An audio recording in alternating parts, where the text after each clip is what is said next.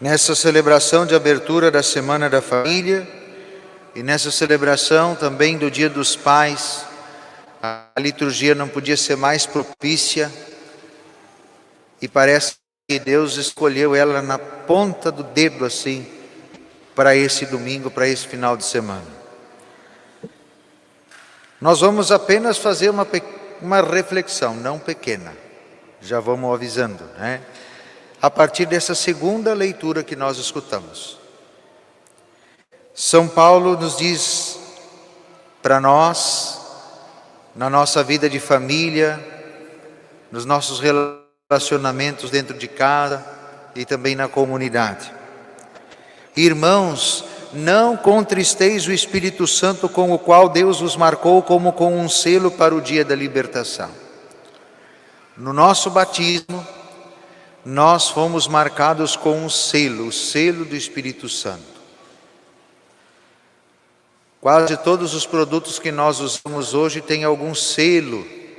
Tem o selo do Imetro, tem o selo da Emater, tem o selo disso, o selo daquilo, o selo de pureza ABIC, para tudo quanto é coisa tem um selo para dizer e confirmar que aquele produto está dentro dos padrões daquilo que se espera dele. Pois bem, nós fomos marcados com um selo no nosso batismo para dizer que nós temos tudo o que é necessário para nós sermos definitivamente santos, para sermos verdadeiramente filhos de Deus e como filhos de Deus darmos a vida eterna. Essa é a herança daqueles que são filhos de Deus, a vida eterna. Por isso, São Paulo diz: não contristeis o Espírito Santo com o qual vocês foram marcados, porque quando nós não correspondemos com o que esse selo diz a nosso respeito, nós estamos contritando o Espírito Santo que mora em nós e com o qual nós somos marcados. E aí São Paulo dá algumas dicas de algumas coisas que realmente não estão de acordo com esse selo que nós temos. E por isso ele diz: toda amargura, irritação, cólera, gritaria, injúrias, tudo isso deve desaparecer do meio de vós, como toda espécie de maldade. Amargura.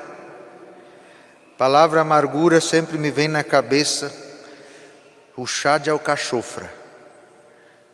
Alguém que já tomou chá de alcachofra entende o que eu estou dizendo e o que eu vou dizer de agora em diante. O bicho é amargo. Meu Deus do céu. Aquilo é medonho. Porque um chá de boldo ele é amargo. Mas tu toma ele, a primeira salivada que tu deu e engole a saliva, pronto, tu não tem mais gosto nenhum do boldo na boca. Agora a alcachofra, tu pode escovar os dentes, tu pode fazer o que tu quiser, aquilo fica uma tarde inteira, aquele amargo no céu da boca. É terrível, é terrível. Eu desafio alguém tomar um gole de chá de alcachofra e ir na frente do espelho e tirar uma selfie sorrindo. Não consegue. Que troço terrível. Uma vez lá em casa o pai está aí, ele pode dizer, aí lá em casa eu tinha que tomar o chá de alcachofra, eu pensei, vou botar uma folhinha no chimarrão, e estragou a cuia. Acho que uma semana depois o pai perguntou, mas tu botou aquele chá de novo no chimarrão? Não botei, é o gosto que ficou na cuia. Gente, tem gente que parece que é um chá de alcachofra na vida do esposo, da esposa, dos filhos. É uma amargura, e o pior é o seguinte, às vezes acha que está fazendo bem, que nem o chá, promete muitos benefícios, mas que faz os outros ter cara feia por estar por perto, faz. Então, meus irmãos e minhas irmãs, a amargura tem que desaparecer do nosso coração, tem que desaparecer da nossa vida. Nós não podemos ser um chá de alcachofra na vida dos nossos irmãos e irmãs, para fazer um bem, causar uma amargura tremenda na vida do outro.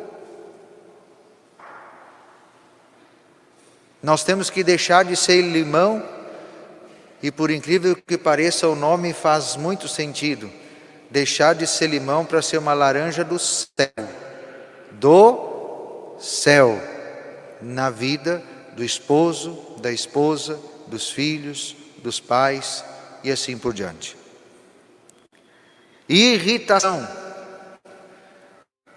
Tem gente que parece gasolina, não pode passar uma faísca perto que explode. Tem que estar sempre cuidando, é melindroso, tem que estar cuidando o que vai dizer, o que não vai dizer, como é que vai fazer, porque senão a pessoa, bum, e já arrebenta com tudo que está por perto. Isso tem que desaparecer de dentro da família, não dá para ser assim. Com isso, São Paulo já vem falando da terceira coisa, que é a cólera, que é quando a pessoa parece que sai fogo dos olhos assim. E aí, claro, aonde tem alguém que vive amargurando a vida dos outros, aonde tem alguém que qualquer coisinha explode, aonde tem alguém que está com cólera constantemente, lógico, vai acontecer já a quarta coisa que São Paulo colocou ali, que é gritaria, brigaiada, griteiro, e esperneia, e aquele banzé, e é aquela coisa. Diferente da gritaria de quando a gente está faceiro, contente, rindo, festejando. Não, aquela gritaria que é briga, que é só acusação. E aí já vem a próxima coisa que São Paulo falou, porque no meio das acusações, além daquilo que pode ser verdade, nessa gritaria toda, começam as injúrias, que é quando se começa a acusar os outros de coisa que o outro nunca fez, e que talvez nunca vai fazer ou nunca foi. Começa a chamar o outro de tudo quanto é palavrão, de tudo quanto é coisa. Começa a chamar palavrão para as crianças. Gente, as injúrias não podem acontecer. Tem coisas que jamais um casal deve dizer um para o outro, que jamais um pai e uma mãe devem dizer para um filho, jamais no ambiente familiar. Tem certas coisas que não devem ser ditas, mesmo que a gente esteja explodindo com um momento de raiva ou de fúria, não se diz algumas coisas em hipótese alguma. E ainda São Paulo continua dizendo que toda a maldade, toda espécie de maldade deve desaparecer, porque daí pode ser que de repente alguém também nem chegue a falar por maldade, com a intenção da maldade, mas está fazendo mal. Ou então guarda e depois vai lá, não, eu vou preparar porque vai ter a hora certa e aí eu vou dar o troco. Isto é maldade. Quando já deixa a situação só para ver o que vai acontecer, para depois poder gerar a acusação e já começar de novo. As injúrias, a gritaria e assim por diante. E São Paulo diz que a gente tem que ser bom, sede bons uns para com os outros. O que é ser bom? Por exemplo, vamos usar o exemplo dos pais hoje. E tudo que a gente disser para os pais serve também para as mães. O que é ser um pai bom? É fazer tudo o que o filho quer, na hora que o filho quer, do jeito que o filho quer? Não. Não. Porque, pergunto para vocês, meus irmãos e minhas irmãs, na nossa vida, funciona assim? Nós temos tudo o que nós queremos, na hora que nós queremos, do jeito que nós queremos? Não. Nós não temos. Na vida concreta, na vida real, nós não temos tudo como nós queremos, da maneira que nós queremos e na hora que nós queremos. Portanto, os filhos têm que aprender dentro de casa e desde a mais tenra infância que nem tudo é como a gente quer. Porque se a gente não ensinar isso para eles, eles vão aprender depois. Ou não vão aprender depois. Vai chegar na hora de ir para a aula, aí a professora vai dizer que ele errou a questão e ele vai dizer que não, que ele está certo, porque ele nunca erra, porque ele está sempre certo, porque ninguém questiona ele, porque sempre ele tem a razão. Ou depois, quando chega na adolescência, 13, 14, 15 anos, e não adianta, vai iniciar aqueles relacionamentos que a gente sabe que são relacionamentos completamente infantis. Infantis no bom sentido, porque de fato não tem estrutura para um relacionamento, mas vão acontecer. E aí vocês vão concordar comigo, não é uma nem duas vezes que nós ligamos a televisão e a gente escuta aquela notícia, que a meninazinha resolveu abandonar o gurizinho porque não gostava mais dele, e aí o gurizinho não aceitou o término do namoro, e o gurizinho vai lá e mata a menina e depois comete o suicídio, porque não pode ser, se a coisa não é como eu quero, então não vai ser para mais ninguém. Agora eu fui fundo para que a gente perceba como é importante nós aprendermos na infância que nem tudo é como a gente quer, e a importância de um não, que as coisas não devem ser assim. Depois, também vai para um emprego e não consegue ficar no emprego, porque cada vez que pega um emprego novo, a primeira vez que o patrão diz: tu fez errado, tem que fazer diferente, ele pede missão e ainda põe na justiça, porque ele tem razão, sempre. Vejam como é importante um pai e uma mãe saberem dizer não para os filhos de vez em quando. Corrigir os filhos quando os filhos erram. Isso é ser bom. Às vezes é doído. O pai, que está aí, é bom que ele esteja junto, né? O pai, quando a gente era pequeno, corrigia. E a correção do pai nem sempre foi só verbal, né? Os mais velhos sabem como é que é, né? E o pai às vezes dizia, o pai e a mãe: um dia tu vai me agradecer. E hoje agradeço, já agradeci ontem, agradeço hoje de novo. Obrigado por ter corrigido. Obrigado, porque a gente aprende a viver no mundo sabendo que nem tudo é da maneira que a gente pensa. E a gente aprende a fazer as coisas certas. Muitas vezes fui corrigido e a maior parte delas foi porque eu realmente tinha aprontado. Algumas vezes eu não tinha aprontado, era a irmã que tinha aprontado, mas a gente leva junto. E sem saber, o pai também estava ensinando e a mãe ensinando para a gente uma coisa bem concreta. É ou não é verdade que na nossa sociedade, muitas vezes os bons pagam junto com os maus, não é assim? De vez em quando alguns fazem as coisas erradas e depois toda a sociedade sofre as consequências. Pois bem, a gente já estava aprendendo lá dentro de casa, que às vezes nós sofremos não por nossa culpa, mas em consequência do que os outros fizeram de errado. E mais ainda, a gente aprende que os nossos erros têm repercussão também na vida dos outros. Se eu fizer uma coisa errada, eu faço o que eu quero do jeito que eu quero, é a minha vida e ninguém tem nada a ver com isso. Mas o que tu fizeres de errado vai repercutir na vida de toda a humanidade. Por isso que a gente tem que tomar cuidado e fazer as coisas de maneira correta, porque assim como o mal repercute na vida de todos, o bem que nós fazemos também repercute na vida de todos. Por isso, meus irmãos e minhas irmãs, digo de novo, a importância de nós sabermos colocarmos limites nos nossos filhos, nas crianças, eles saberem o que é certo, o que é errado, desde a mais tenra idade. E São Paulo continua: ser compassivos. Na família tem que ser compassivo. O que é compassivo?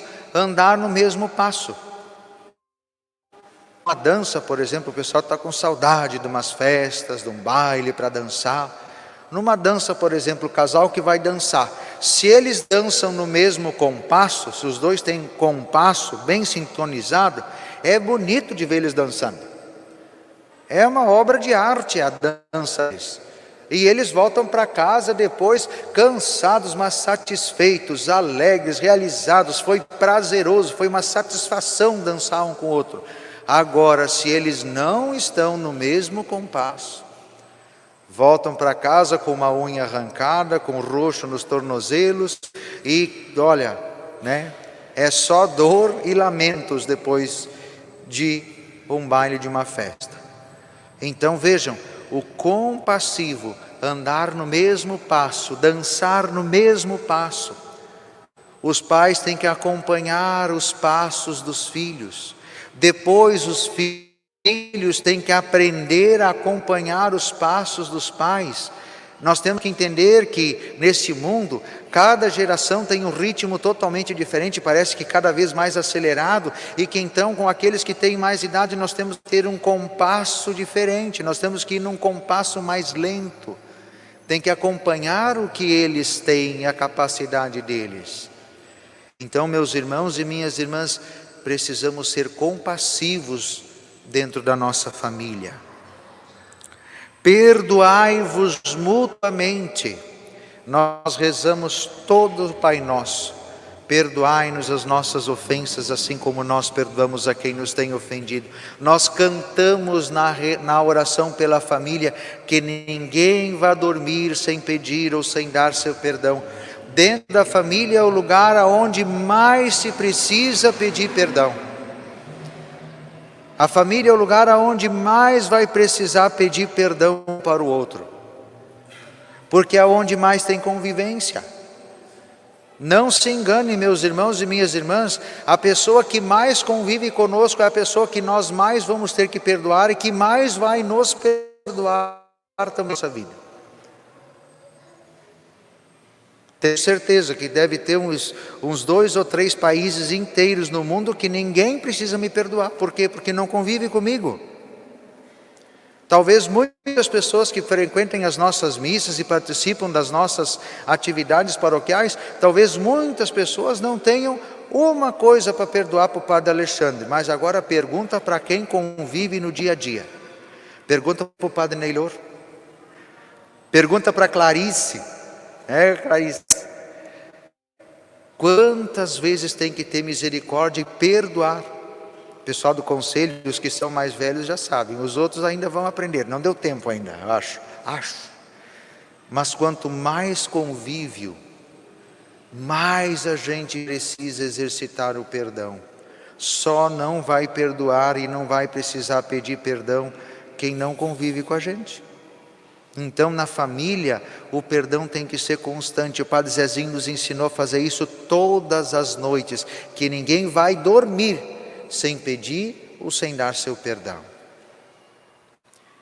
E me desculpe se a gente está sendo um pouco mais extenso, mas é a abertura da Semana da Família, e já que essa liturgia nos proporcionou isso aqui, é importante a gente frisar esses detalhes. São Paulo vai para os últimos 2 versículos dessa leitura para nós hoje, dizendo assim: sede imitadores de Deus como filhos que Ele ama. Queridos pais, quem é que é o modelo de paternidade para vocês? É Deus. Sede imitadores de Deus, porque Deus é Pai. Portanto, a paternidade de Deus é o modelo da nossa paternidade. E a maior herança que Deus nos dá como Pai, para nós que somos seus filhos, é a vida eterna. Por isso, querido pai, não se esqueça, você pode dar tudo para o filho, mas tem que dar tudo mesmo. Tudo. Materialmente, sim. Tudo humanamente. Não adianta dar todo o material e não ser presença. Não estar junto do filho, não acompanhar o filho, não brincar com o filho, não ser presença na vida escolar do filho. E você tem que dar tudo também espiritualmente para o filho. Então, materialmente, humanamente e espiritualmente. Não como aquele pai que eu contei nas outras homilias desse final de semana, que deu tudo materialmente para o filho, tudo. Deu casa, deu carro, deu estudo, deu tudo que o filho precisava para que ele pudesse ir bem na vida. O filho aprendeu o que era importante para o pai. Hoje, o pai vive na melhor casa geriátrica que existe no estado do Rio Grande do Sul.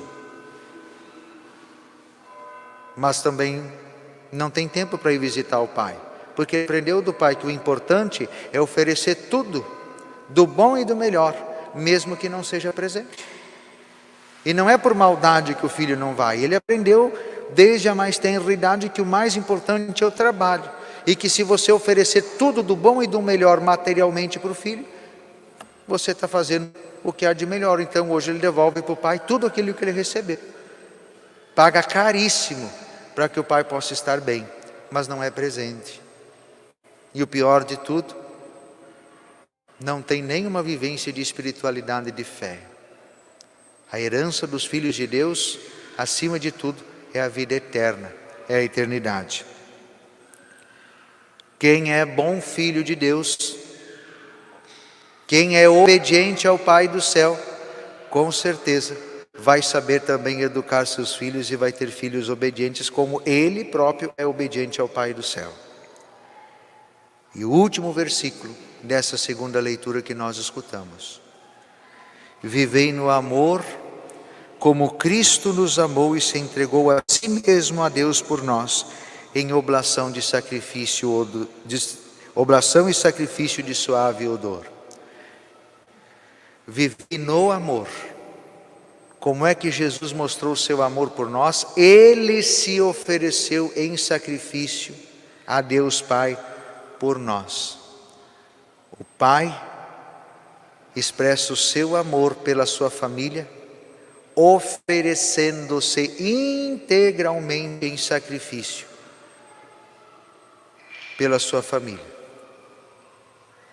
A mãe demonstra o seu amor entregando-se, oferecendo-se em sacrifício pelo esposo e pelos filhos.